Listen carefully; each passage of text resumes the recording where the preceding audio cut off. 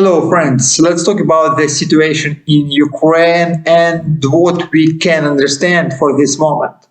Russian invasion continues 110 days in Ukraine, and from the point of view of these first days of war, we should say that tactical advantages still remain by Ukrainian and its partners. Russia was unable to use the effect of surprise and the most prepared part of its army to achieve a quick surrender of Ukraine. But strategically, Ukrainian state economy and armed forces suffered a lot of damage, which will definitely have a negative impact on Ukrainian opportunities in future.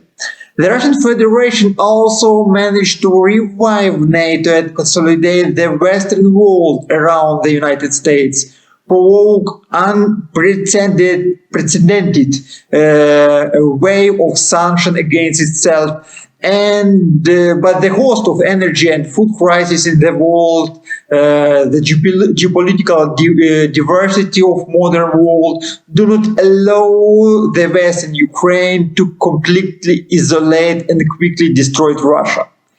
It must be understood that Ukrainian-Russian war is also not only a part of the global confrontation between the United States and its allies and Russia and its allies for the right and rules to determine a new world order.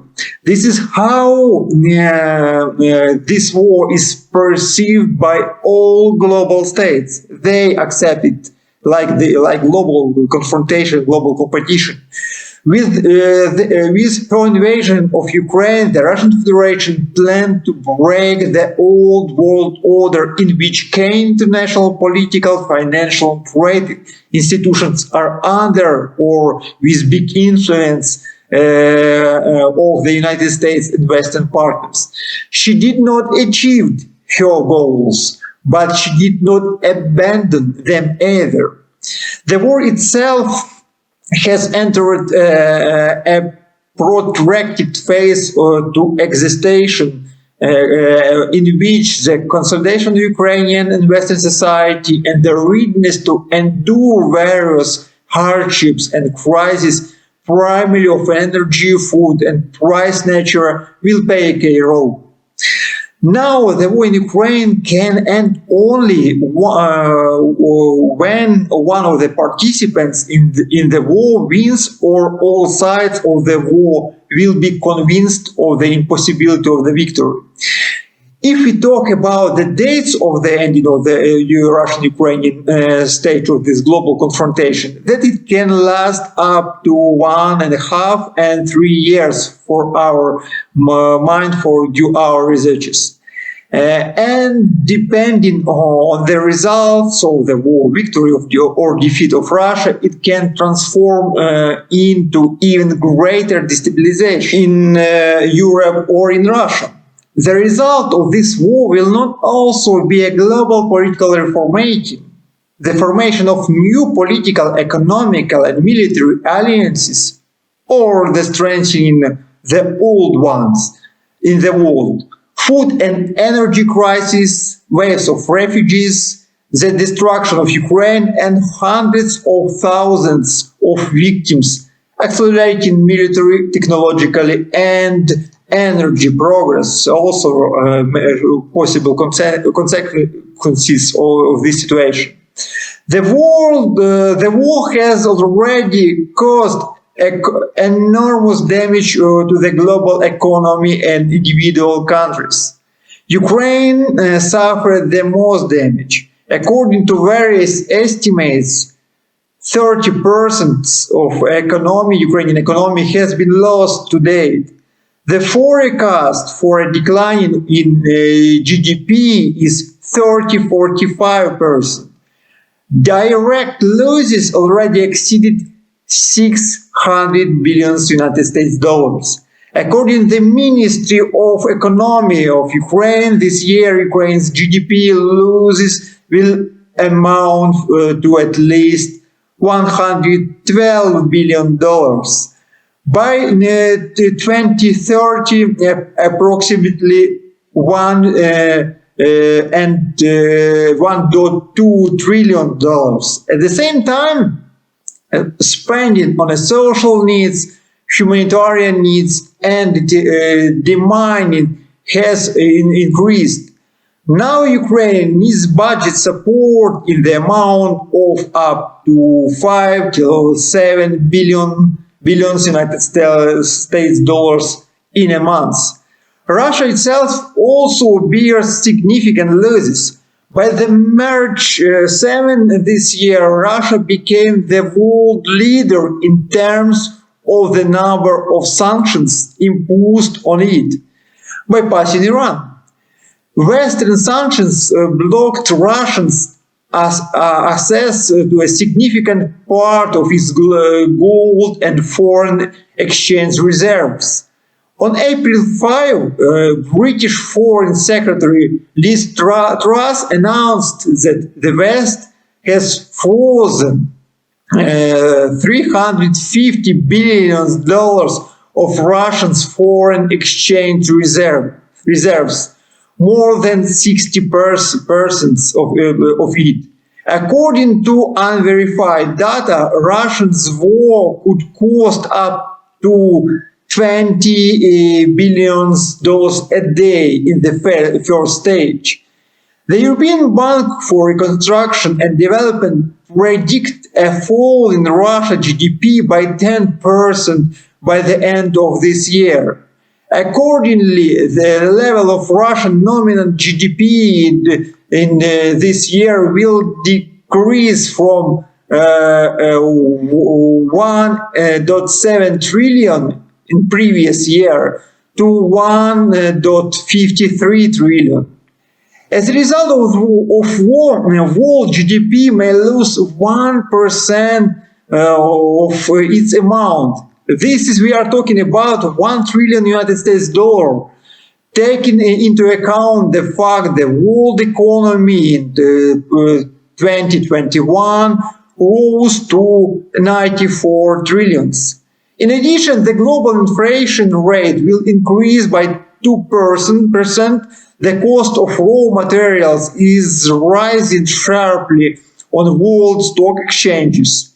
Already the price of oil has approached its historical record of $124 per barrel of Brent, and European Union spending on imports of oil and petroleum products this year could reach 430 billion euros, which is 190 billion euros more than in previous year. Together with gas import, European Union spending could reach 750 billion euros, plus 360 billion compared to the previous year. In addition, the war in Ukraine contributes to the deterioration of food security. At the moment, about 1.5 million tons of grain and wheat are blocked in the ports of Ukraine. In total, about 20 million tons of grain of the old crop must be taken out of Ukraine. Developing countries which are more dependent on food imports and the level price of its imports are expected to suffer the most from the food crisis.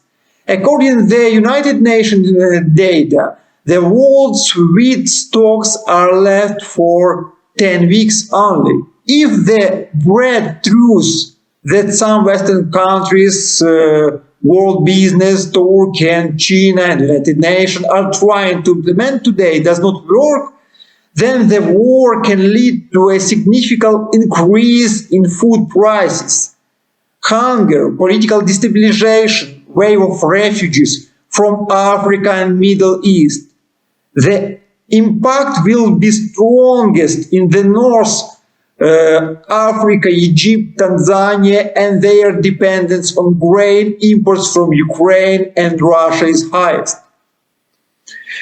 The very fact of Russia's invasion of Ukraine is an unprecedented example for other countries regarding the possibility and experience of solving their foreign policy problem by armed tools.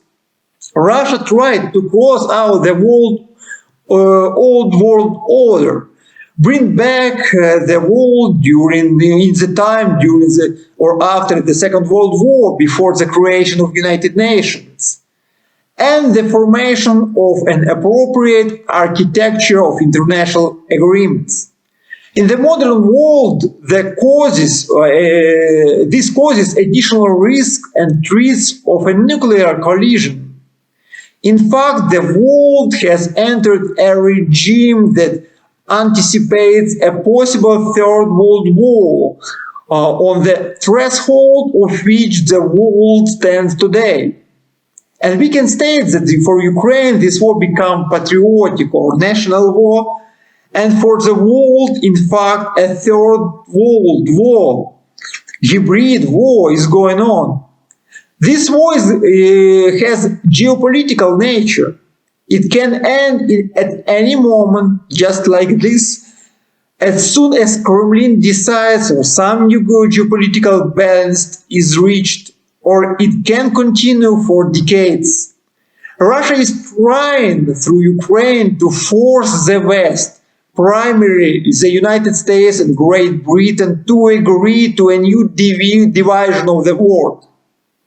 And the West and the United States are trying to deplete Russia as much as possible, to create conditions for an internal crisis in this country, and through the defeat of and division of Russia, the division of its richest resources, to solve the global problem of crisis in the world economy. At the same time, the war is pushing military technological progress, pushing the transition to movement to a green economy.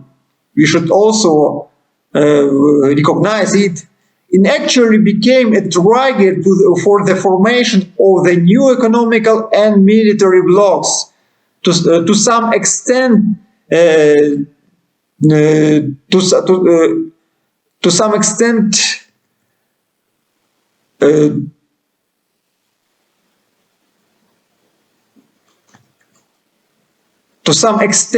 this plays into the hands of the developing countries of Southeast Asia.